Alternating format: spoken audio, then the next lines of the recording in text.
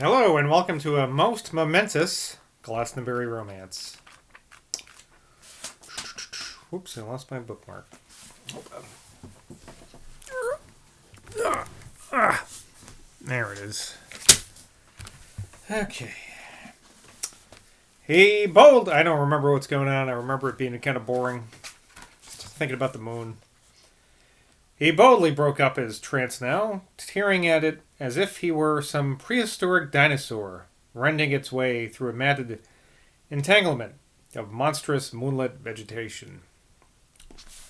Clenching his sick stick by its censure and closing his fists, he now set himself in an obstinate jog trot to recross those long meadows reaches in less than half the time he had taken to cross them. It was thus only about a quarter of an hour before, later than an hour, his love had given him when he arrived panting at the door of White Lake Cottage and gave a series of quick low knocks. She didn't let him wait out there for 1 second.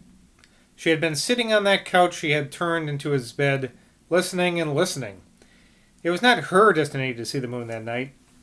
When Sam, all blinking and panting, threw down his hat and stick in an empty chair and hugged her to his heart, he thought to himself, "If life goes on like this, my heart will burst from too much joy." But he need not have been afraid. The great suction process of cosmogenic matter, always waiting to drain up in the huge blind clay belly these rupturous overtones of its foster children, was soon at work, sucking up the split drops of his happiness. They sat down into their incredible meal. Wise had Nell been to restrict their portion that night to the simplest elements: tea, eggs, butter, bread, honey, and blackcurrant jam. The taste of each of these things, and Sam swallowed them all in rapid boyish gulps of heavenly greediness, carry nothing but the very poetry of mortal sustenance into the atmosphere's amorous blood. She kept pulling the loose front of her blue dressing gown tightly around her classical breast, so that Sam remained all through this delicious meal in complete ignorance of the fact that she had stripped herself naked for him, save for her flimsy nightgown. As to the difference between the sensation of Sam and Nell, as they ate their meal in the midst of the blaze of candlelight and with their bed prepared, the situation was reversed for what it was under normal former conditions. It was Nell who had become the self-conscious, detached one, savoring every morsel that both she and her lover put into their mouths, and lingering out their tea drinking when their hunger was satisfied. Sam, on the other hand, with beating heart, could not keep out of his mind the thought that when their meal was over he would be allowed to embrace her. He had noticed on his entrance the changed aspect of the couch, and thought, with a lover's tact, he had avoided any reference to this transformation. It was evident to him that the girl was tacitly assuming he was going to stay the night, and this was in fact in itself enough to stir his senses. Thus, though he ate his food hungrily and with an eager, nervous greed, he found himself far too excited to enjoy with the wholehearted contentment which the girl experienced the progress of their perfect meal. The Theban prophet may have been right when he said that in the act of love the woman feels a greater thrill than the man. But he would have been wrong if he had said this about the expectation of such a consummation. A girl's physical love, except at the moment of actual contact, is much more diffused than a man's. While they are enjoying their tea, therefore, Nell was keeping to herself. "This is my Sam. My Sam has come at last. My Sam belongs to me and I am to him. There is no girl in the whole world happier than I. He has come to me at last with a free heart. He loves only me, and I love only him. How beautifully these candles shine. What a good thing Sam likes blackcurrant jam. Always henceforward when I see a blackcurrant jam, I shall think of him. How glad I am I put on my blue dressing gown."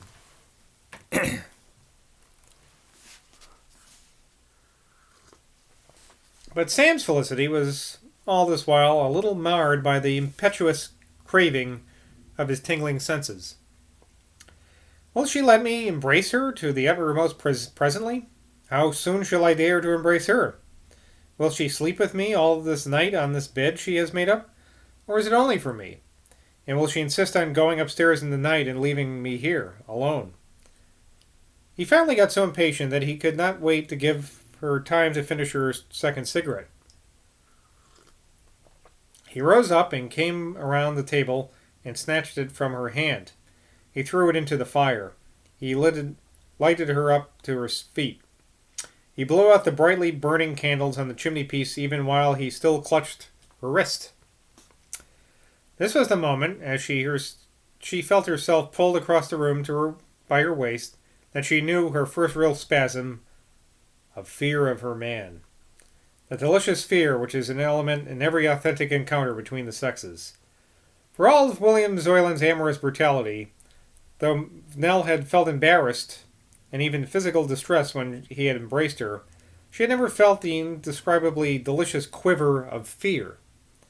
The awkwardness, the material shock of ravishment under Zoyland's violence, had been mitigated by a certain passive inertia, as if the original resistance of matter itself to the stir of blind creation. But now, as she felt her blue dressing gown torn from her body and saw the impersonal glint in Sam's bear-like eyes, she knew a fear much deeper than the fear of a girl in the hands of a ravisher. She knew the fear of seeing her Sam, her own well-known Sam, transformed into something unknown and sweetly dreadful. This fear, however, only lasted till he had carried her to that carefully made bed. Then, with incredible rapidity, it entirely vanished. The cause of its vanishing, though she analyzed it not, was that there had been aroused in her, at last and for the first time, the strongest, the most poignant, the most transporting sensation which exists in the world. The sensation of a feminine body abandoned to the man she loves. To this man, not to the man's body. For the curious thing is that while at the supreme moment she had, for him, had become absolutely impersonal, a woman's flesh and empty space, he remained for her the actual personal conscious man she loved. The extremity of her sensation, that sensation which Tiresias, to his own disaster, had placed above the man's, implied a vivid consciousness that she, Nell, had been possessed by him, Sam. What a boring love scene, huh? But with him it was altogether different.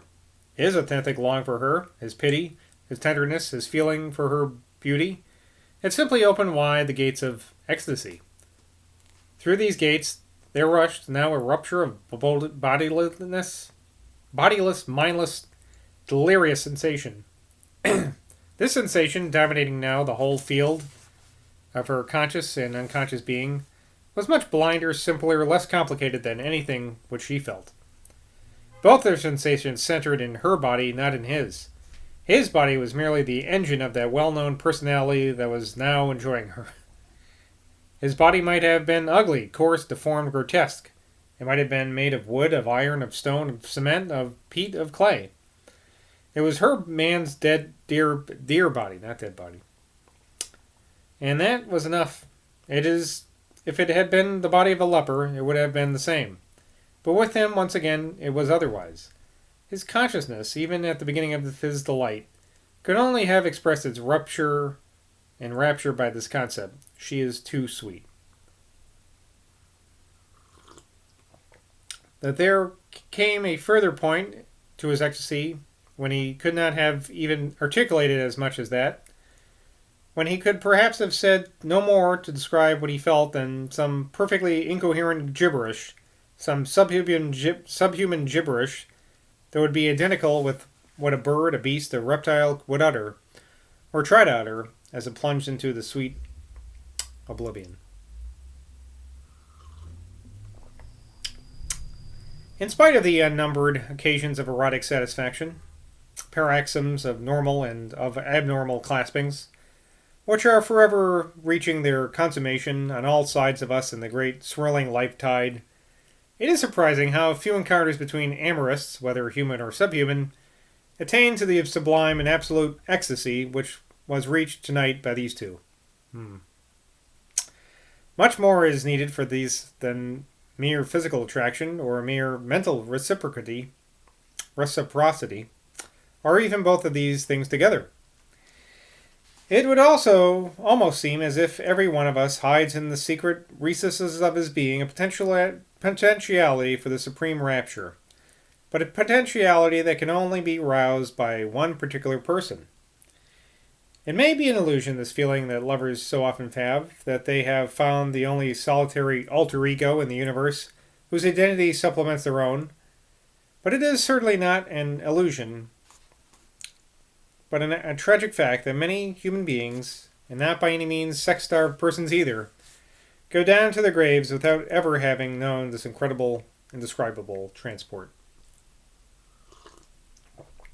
Sam and Nell constantly and certainly knew it to the full that night in the new moon. They took such spacious draughts of it. They plunged into it so desperately, so utterly, that in the mingling of their identities there seemed no portion of either of them, body, soul, or spirit, left ever that was not merged and lost in the other. What Lord P's bastard son would have seen if he had flung open that door upon them, a man and a girl struggling to return to a primal platonic unity that some terrestrial curse had interrupted. This is sounding kind of Scientologist, isn't it? Would have been a poor, false, meager, crude parody of what their submerged consciousness were feeling. It was not in any bodily form that reality presented itself to those two at the moment. Their ecstasy itself was the reality, the truth, the essence of what occurred between them. Yes, the intellectia, so to speak, of their desperate claspings upon the couch was not to the idea of their bodies, but not in the form of their bodies. And it was not the idea of their bodies either. Such aspects of this event in time and space would have been false if taken as the real reality of that moment.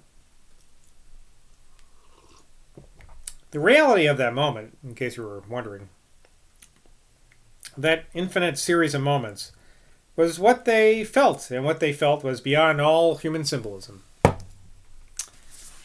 What they felt was more rapturous than a rain of blinding, dazzling meteors falling through eternity. It was an iridescent cloudburst, rushing down from unknown translunar regions, meeting a toppling tower of the deep sea waters flung up from the abyss. Excuse me. Nell was a natural, simple girl, and as far as her intellect went, a commonplace girl. Sam was a natural, simple man, and as far as his intellect went, a pretty commonplace man. But compared with the projection of delirious ecstasy which they encountered that night, lodged in the atmosphere around White Lake Cottage, the neurotic intensity of the attraction between John and Mary Crowe, baffled, tantalized, provoked, throbbing with unrealized and perhaps unrealizable cravings for a consummation that mocked them with its nearness only to withdraw from them again, was something as sad as it was sterile.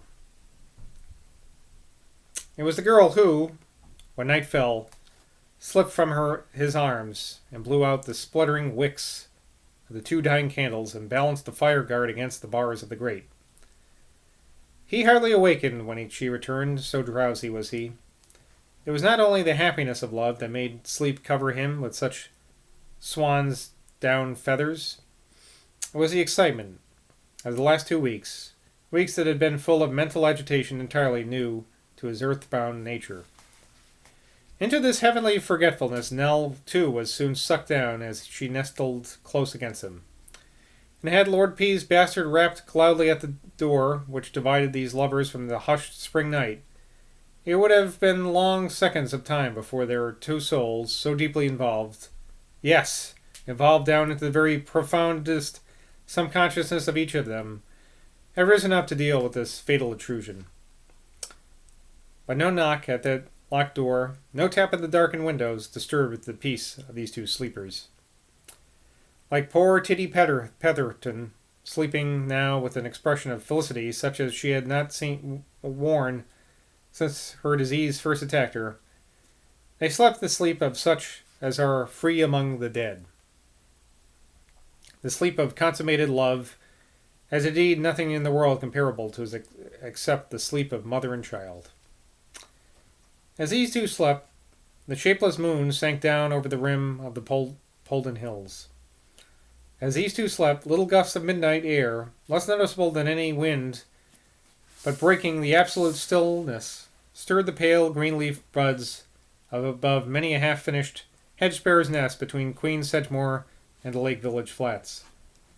Here and there, unknown to Sam Decker or any other naturalist, a few among such nests held out one or two cold and timely eggs, over whose brittle blue-tinted rondure moved in stealthy motion these light-born air-stirrings pursuing their mysterious journey from one dark horizon to another.